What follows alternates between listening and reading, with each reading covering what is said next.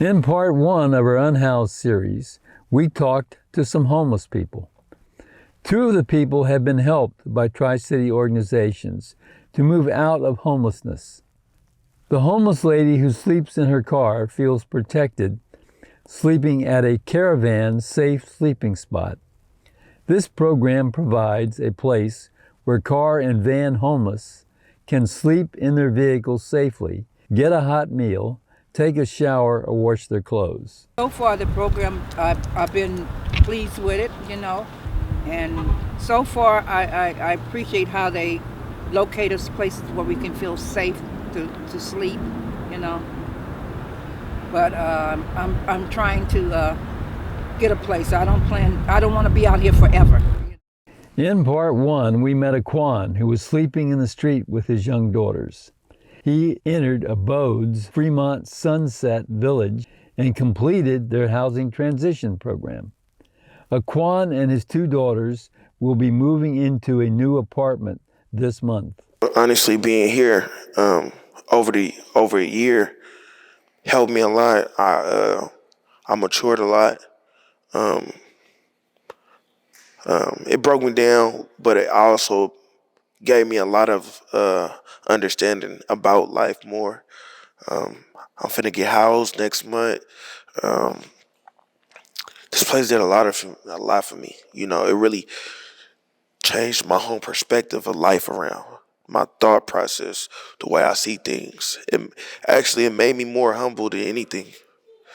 So I have to give a lot of credit to this place of being here. Finland's Housing First model prioritizes getting the homeless into quick, permanent housing. Once homeless have stable housing, their mental health and substance abuse problems can be treated. The Housing First approach eradicated homelessness in Finland. Salt Lake City and Houston adopted the Finnish Housing First program and reduced their homelessness by 90%. Abode is a nonprofit agency working to end homelessness in the Tri-City area, and it uses the Housing First program. Abode's Lydia Gonzalez explains some of the needs of the homeless she sees. Where I need access to the computer so we're able to apply online. Sometimes folks don't have a social security card or an ID, and will need access to that before applying to other jobs. Dina Nunez describes the kinds of problems Abode's clients experience. In Abode, we are seeing an increase of people who are working full-time, who are living in their vehicles. Vehicle homelessness has increased in the last 3 years.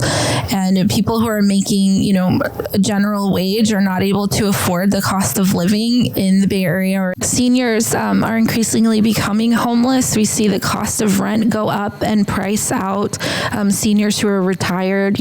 All of the seniors that are living there are pushed out onto the streets and homeless for the first time. There's theft, there's crime, there's assaults.